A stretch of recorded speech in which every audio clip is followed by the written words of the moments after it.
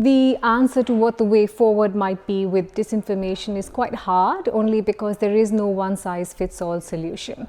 One part of the problem is that it's become a catch-all phrase to cover anything and everything that we tend not to agree with. Misinformation is here to stay. It has always been here. It only changed the way it manifests. And this way it manifests today is much faster to propagate and with huge influences on societies. So there's lots of things news organisations can do. They can monitor, they can investigate, they can name and shame, and they can also participate in the kinds of initiatives that are out there to improve the information ecosystem overall. I think there's a necessary interplay between media, tech, activists, and ultimately regulators and civil society on these issues. There's no solution that can exist without cooperation and participation from all parts of that ecosystem. I think funding from large firms needs to play a part in it.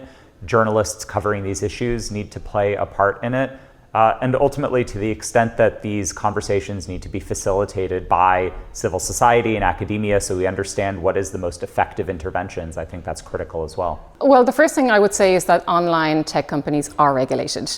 You know, the Digital Services Act is very new. It has only just come into force. And while it's perfectly reasonable to be frustrated at what seems like this sort of unregulated, uncontrolled online landscape, I think it's also really important to understand that, you know, this legislation is in force. I think there needs to be an understanding that the system of information that's kind of dominated the 20th century, this kind of top-down elite controlled system, has kind of been supplemented now by another system, which is a many-to-many peer-to-peer system.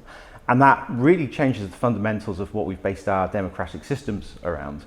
We need to recognise that, and we need to recognise that not just as a potential threat, but a huge, actually positive for democracy if we engage with it in the right way. One of the final points that was made that really resonated with me, what is the goal that we're trying to achieve? How do we build the information ecosystem that we want that really is helpful to everyone throughout society?